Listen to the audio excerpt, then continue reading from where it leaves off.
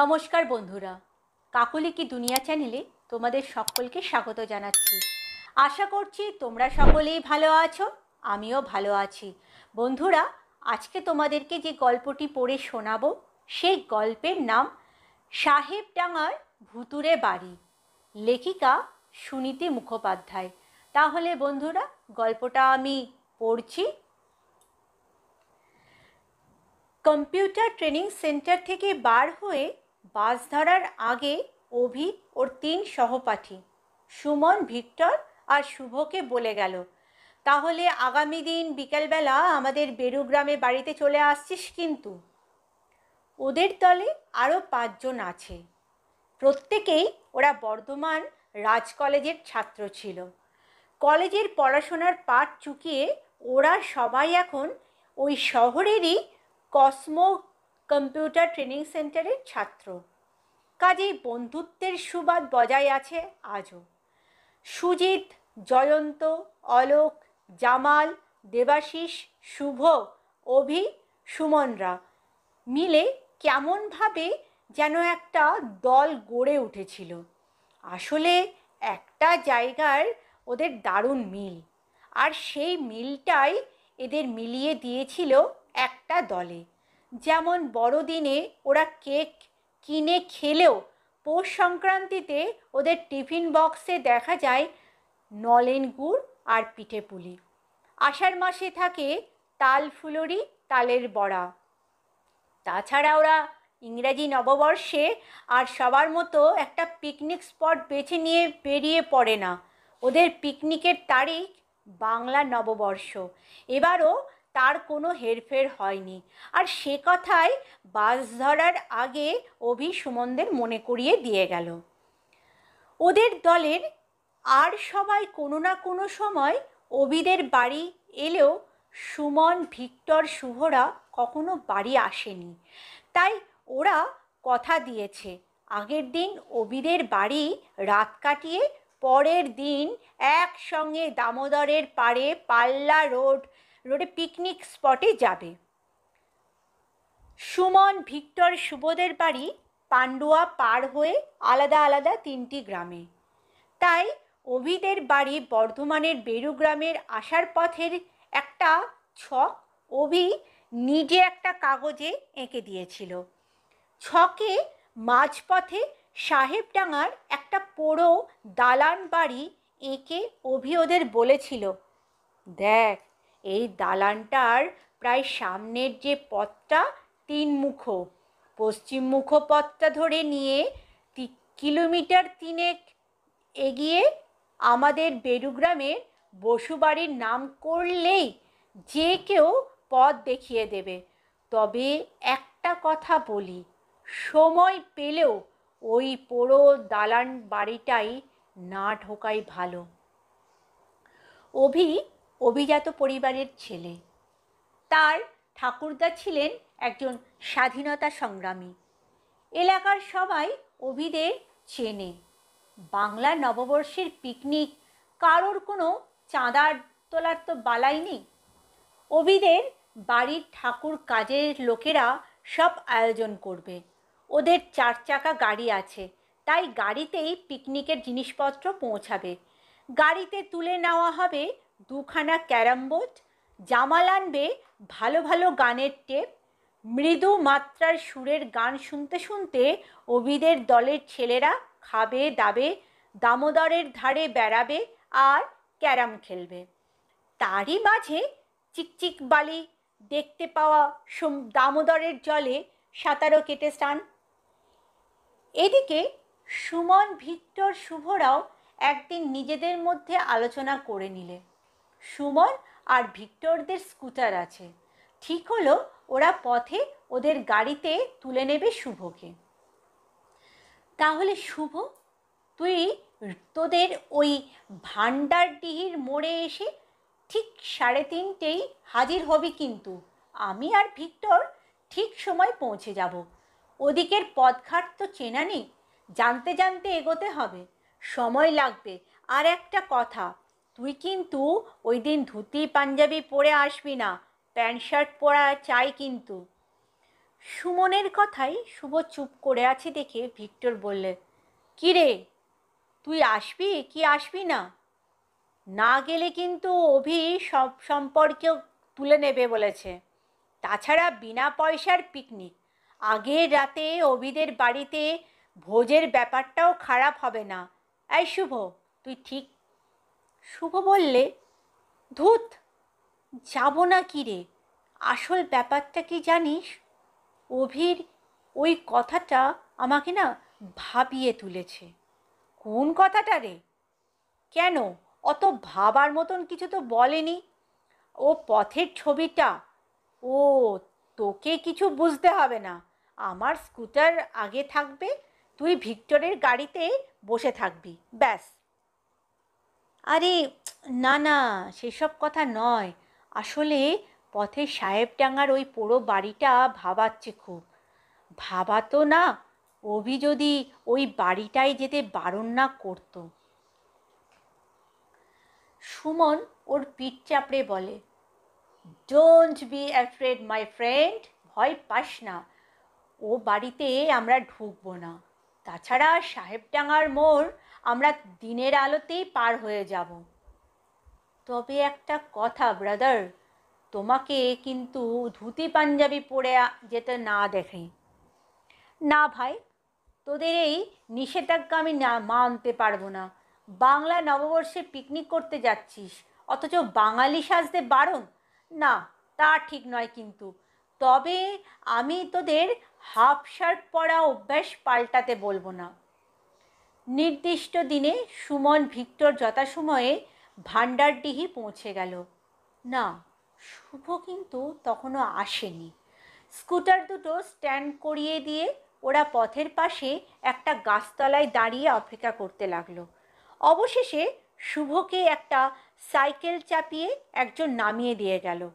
শুভ বলল, বলিসনি, দিদিমার শরীর ভালো যাচ্ছে না শুনে মায়ের কথায় একবার মামার বাড়ি পলাশপুর যেতে হয়েছিল। খেয়ে দিয়ে আসতে দেরি হয়ে গেল, কিছু মনে করিস না। না, রোদ্দুর তেমন ছিল না, হালকা মেঘের চাদরে সূর্য ঢাকা। স্কুটারে স্টার্ট দিয়ে ভান্ডারডিহির এলাকা ছেড়ে ফাঁকা মাঠে আসতে দেখা গেল।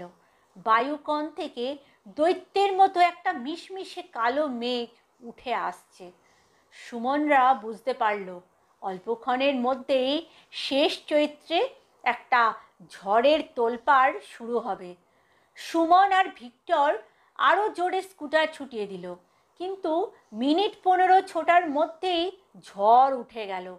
কি বিকট সেই ঝড়ের শব্দ! ঝড়ের সঙ্গে ছুটে আসে ধুলোর পাহাড়।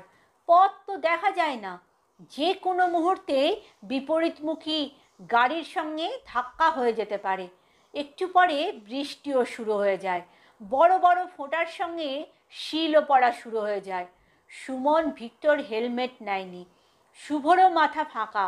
এগিয়ে যাওয়ার তো কোনো উপায় না দেখে ওরা আশ্রয়ের জন্য এদিক ওদিক তাকাতে ডান পাশে সামান্য একটু দূরে পোড়ো দালান বাড়ি দেখতে পেল। ধুলোর মেঘে তেমন করে দেখতে না পেলেও ওরা বুঝল ওই বাড়িটায় গিয়ে অন্তত শিল ঝড় থেকে নিজেদের তো বাঁচানো যেতে পারে। স্কুটার দুটোকে বাড়ির পাশে স্ট্যান্ড করিয়ে দিয়ে ওরা দালানের দিকে এগোতে থাকে। ভিক্টর বলল, হ্যাঁ রে সুমন, এই শুভ, শেষমেশ সাহেবডাঙ্গার এই পোড়ো বাড়িটাতেই ঢুকলাম নাকি রে? শুভ বলল, আহা, তাই যেন হয়। আমি তো অভির বারণ শোনার পর থেকে এই বাড়িটায় আসার কথাই ভাবছিলুম। চল তো দেখি, দেখা যাক বারণ করার কি কারণ আছে। আছি তো তিনজন, মোকাবিলা করতে পারবো না? আরে থাম তো, ধুতি পাঞ্জাবি বাঙালি! সুমনের কথা শেষ হতে না হতে ঝড়ের মধ্যে বেশ কিছু মানুষের দাঁত চাপা হাসির শব্দ, আর সঙ্গে সঙ্গে দালানের উঠোনে একটা নিম গাছ ঝড়ের দাপটে একেবারে মাটিতে শুয়ে পড়ল। ওরা তিনজনে ঝট করে পিছিয়ে আসে। পরক্ষণে ওরা অবাক, শুয়ে পড়া গাছটা আবার সোজা হয়ে দাঁড়িয়ে যায়। ওদের ডান পাশের একটা তাল গাছও ওইভাবে মাটিতে বুক ঠেকিয়ে আবার সোজা হয়ে যায়। ওরা অবাক চোখে চারিপাশে তাকাতে তাকাতে দালানের দিকে এগিয়ে যায়। পাশেই একটা লতানো গাছ। হঠাৎ সুমন আর ভিক্টর চিৎকার করে ওঠে, ওহো শুভ, দম বন্ধ হয়ে আসছে, লতাটা গলা থেকে ছাড়াতে পারছি না, সাপের মতন পাকড়ি জড়িয়ে ধরছে। শুভ ওদের একটু আগে ছিল। ও দৌড়িয়ে কাছে এসে ওদের দিকে হাত বাড়াতেই লতার ফাঁস আপনা থেকেই খুলে গেল। এর মধ্যে শুভ একটা অদ্ভুত ব্যাপার লক্ষ্য করল। ও নিজেই ওই লতানো গাছটার পাশ দিয়ে এসেছে, ওর কিন্তু কোনো বিপদ হয়নি। ওরা ঝড় জলের মধ্যে দালানের দিকে এগোতে এগোতে দেখে সামনের একটা দেওয়ালে বাইরে থেকে দুমদাম ঢিল এসে পড়ছে। মনে হচ্ছে কারা যেন ও বাড়িতে ওদের ঢোকা কিন্তু পছন্দ করছে না, তাই ওদের তাড়াবার জন্য ঢিল ছুটছে। না, ঢিলগুলোর একটাও কিন্তু শুভকে ছোঁয়নি, তবে দুটো টুকরো ঢিল সুমন আর ভিক্টরের পা ছুঁয়ে বেরিয়ে যায়। ওরা দৌড়ে গিয়ে দালানের মোটা মোটা থামের আড়ালে দাঁড়িয়ে পড়ে। কেউ ঢিল ছুঁড়লেও এখন আর ওদের লাগবে না।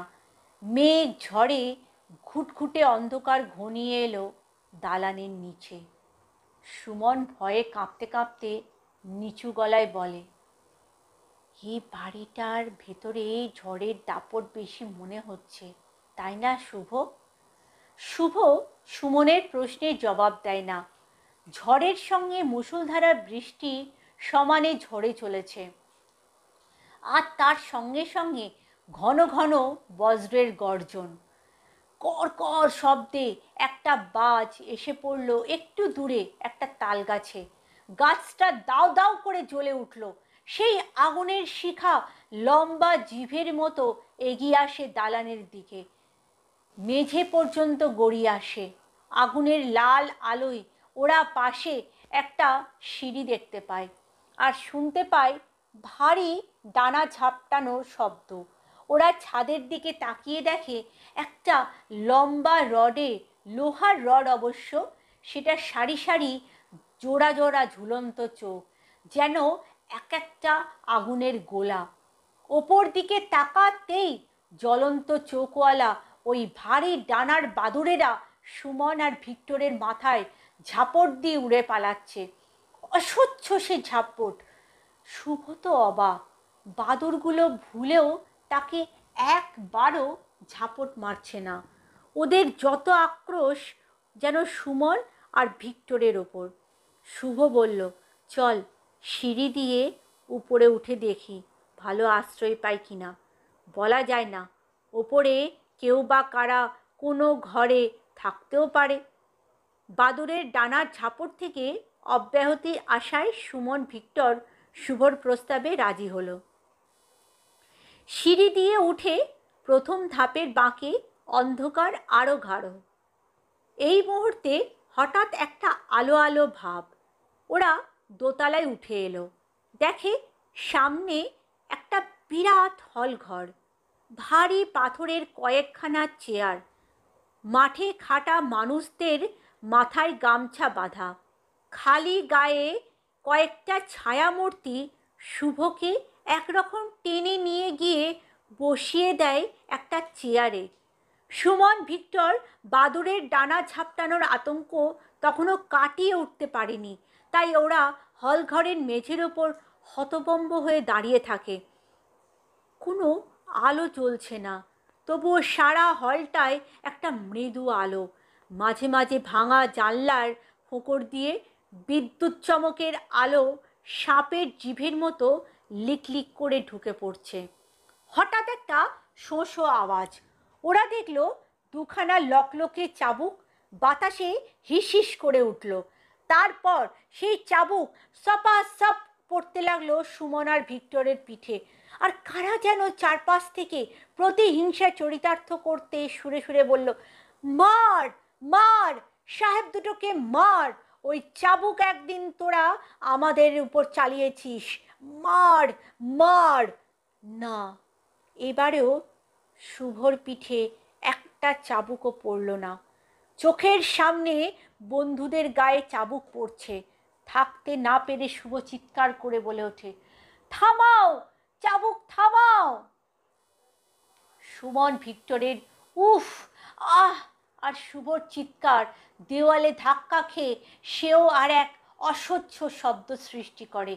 কিন্তু এরই মধ্যে একটা অদ্ভুত ব্যাপার ঘটে গেল। শুভ থামাও বলার সঙ্গে সঙ্গে সব চুপচাপ। চাবুক দুটো শূন্যে উঠতে উঠতে অদৃশ্য হয়ে যায়। হল ঘরটা ঢেকে যায় ঘুটঘুটে অন্ধকারে। এমন সময় মেঝের মাঝখান থেকে উঠে আসে একটা গুড়গুড় শব্দ। বাড়িটা কাঁপতে থাকে। সামনে ফ্যাকাশে একটা আলো। সেই মৃদু আলোয় দেখা গেল মেঝের মাঝখানে একটা পাতাল ছোঁয়া কুয়া। আর সেই কুয়ো থেকে উঠে আসছে, উফ, আহ, ওহ, বাবারে, মারে, মরে গেলুম, এইসব যন্ত্রণা কাতর শব্দ। চাবুক খেয়ে মেঝেই পড়ে থাকা সুমন আর ভিক্টর দেখে কারা ওদের লাথি মারছে আর বলছে, এই লাথি তোরা একদিন আমাদের মেরেছিস, মার মার, লাথিটা মার। শুভকে কে যেন চেয়ারের সঙ্গে সেটে রেখেছে। না, এবারেও ওকে কেউ যেন লাথিও মারছে না। চেয়ার ছিঁড়ে উঠতে না পেরে ও চিৎকার করে বলে ওঠে, ওরা তোমাদের কি করেছে? থামাও, লাথি থামাও। এই সময় কারা যেন বিরক্তির সুরে চাপা গলায় বলে ওঠে, মাস্টার দাদা, তুমি এলে কেন? সাহেব মেরে শোধ নিতে পারছি না শুধু তোমার জন্য। না, এরপর সুমনদের আর কিছু মনে নেই। তিনজনেই একটা আচ্ছন্নতার মধ্যে ডুবে যায়। এদিকে ঝড় জলের পরেও সুমন, ভিক্টর, শুভরা বেরুগ্রামে না পৌঁছাতে অভি আর অভির বাবা দুজনেই চিন্তিত। অভির বন্ধু বান্ধবরা এলে উনি আনন্দ পান। ভোর না হতেই উনি ওদের খবর নিতে গাড়ি পাঠিয়ে দিলেন। ড্রাইভার ছাড়া গাড়িতে থাকলো ওদের গ্রামের সাহসী চৌকিদার সুদাম, কাজের লোক শ্রীকান্ত আর অভি। আর এদের মধ্যেই অভি সুমনদের চেনে। অভির বাবা ওকে বলে দিয়েছিল পথে গাড়ি থেকে নেমে সুদাম আর শ্রীকান্ত যেন আগে সাহেবডাঙ্গার ওই ভুতুরে বাড়িটাই ওদের চোখে খুঁজে দেখে। অভির বাবার আন্দাজটাই সত্যি হলো। সুদাম আর শ্রীকান্তকে ভেতরে ঢুকতে হয়নি। ওরা বাড়িটার একপাশে দুটো দাঁড় করানো স্কুটার দেখতে পেল। অভি ওদের সাহসে বাড়িটার সামনে পৌঁছে দুটো স্কুটারকে একটাকে চিনতে পারে, কারণ WB198930 নাম্বার প্লেটটা ওরা চেনা। ওটা হলদে প্লেটে কালো রং দিয়ে ভিক্টর বর্ধমান থেকে লিখিয়েছিল। ও চিৎকার করে বলে, বাবা, ঠিকই আন্দাজ করেছেন সুদামদা, ওরা ওই বাড়িতেই কোথাও আটকে পড়েছে, তোমরা দেখে আসো। খানিক বাদে আচ্ছন্ন অবস্থায় সুমন, ভিক্টর, শুভকে ওরা নামিয়ে আনে। অভিকে দেখে ওরা একটু হাসলেও মাতালের মতো টলতে টলতে হাঁটছিল। ওদের গাড়িতে তুলে দিয়ে অভি আর শ্রীকান্ত সুমনদের গাড়ি দুটো চালিয়ে বেরুগ্রামে পৌঁছালো। শ্রীকান্ত কাজের লোক হলেও অভিদের প্রয়োজনে ওকে মোটর বাইক চালাতে শিখতে হয়েছে। অভিদের বাড়িতে পৌঁছে পাঁচজনের ভিড়ে সুমনদের আতঙ্কের ভাবটা প্রায় কেটে যায়। সব থেকে আশ্চর্যের কথা, ওই ভুতুড়ে চাবুক আর লাঠির ব্যথা ওরা আদৌ অনুভব করছে না। ওদের আরও ভালো লাগলো সুজিত, জয়ন্ত আর জামালদের পেয়ে। অভির বাবা লোক পাঠিয়ে পাল্লা রোড পিকনিকের স্পট থেকে ওদের সবাইকে বাড়িতে এনে তুলেছেন। শুধু তাই নয়, ওদের কমলা দিঘির পাড়ে আমবাগানে ওদের পিকনিক সব আয়োজন করিয়ে রেখেছেন। খাওয়া দাওয়ার পরে অভির বাবা ওই সাহেবডাঙ্গার পোড়ো বাড়ির ইতিহাস শোনালেন। ব্রিটিশ রাজত্বের নীলকর সাহেবরা সাহেবডাঙ্গার কুঠি বানায়। সাহেবরা আসার পর ওই গ্রামের আগের নাম পাল্টিয়ে গিয়ে নাম হয় সাহেবডাঙ্গা। ওই পোড়ো বাড়িটার মালিক ছিলেন একজন ছোটোখাটো জমিদার। ইংরেজের দেওয়া রাজবাহাদুর খেতাবের লোভে ওই জমিদার যেসব চাষিরা নীল চাষ করতে রাজি হতো না, তাদের লোকজন পাঠিয়ে বেঁধে আনাতেন সাহেবদের সামনে। অকথ্য প্রহার পর তারা রাজি হতো। তারা জীবন্ত বাড়ি ফিরে যেত। আর যারা রাজি হতো না, তাদের আরও নির্যাতন করে একে একে ফেলে দেওয়া হতো অন্ধকার একটা কুয়ায়। শুনেছি আজও প্যান্ট শার্ট পরা লোকেদের নাগালে পেলে ওইসব অকালে প্রাণ যাওয়া চাষিদের প্রেতাত্মা তাদের সাহেব মনে করে প্রতিশোধ নেয়। আরও শুনেছি ধুতি পাঞ্জাবি পরা লোকেদের ওরা কিছু বলে না, বরং শ্রদ্ধা করে। শুভ অভির বাবার কথায় চমকে ওঠে, কারণ ওইসব প্রেতাত্মা সত্যিই তার উপর কোনো অত্যাচার করেনি, বরং তার কথা শুনেছে। তাই ও জিজ্ঞাসা করে, কেন মেসোমশাই? অভির বাবা বলেন, নীলকর সাহেবদের ওই অত্যাচারের সময় ওই সাহেবডাঙ্গা গ্রামে ধুতি পাঞ্জাবি পরা একজন মাস্টারমশাই ছিলেন। তিনি নীল বিদ্রোহী চাষিদের পক্ষ থেকে নীলকর সাহেবদের বিপক্ষে লড়াই চালিয়েছিলেন। অবশ্য তাকেও একদিন অকথ্য অত্যাচারে বলি হতে হলো, প্রাণ দিতে হলো ওই অন্ধকার কুয়ায়। এই মুহূর্তে শুভর কানে বেজে উঠল একটা গোঙানির মতন চিৎকার, মাস্টার দাদা, তুমি এলে কেন? তোমার জন্য। অভির বাবা হেসে বললেন, ব্যাস এই পর্যন্তই, আমি চলি। তোমরা এবার তোমাদের মতন গল্প করো। অভিরা হই হই করে উঠে। সুমন, ভিক্টর আর শুভকে জড়িয়ে ধরল। সুমন বলল, শুভ, তোকে আর কোনোদিন ধুতি পাঞ্জাবি পরতে বারণ করব না। কেমন লাগলো বন্ধুরা গল্পটি? যদি ভালো লাগে কমেন্ট করে অবশ্যই জানিও। আর আমার চ্যানেলটিকে লাইক আর সাবস্ক্রাইব করতে ভুলো না যেন। আর পারলে যারা গল্প ভালোবাসে তাদের কাছে শেয়ার করে দিও। আজকের মতন এইটুকুই। আবার পরে আরেকটা গল্পের সাথে তোমাদের কাছে ফিরে আসবো। ততক্ষণের জন্য টাটা।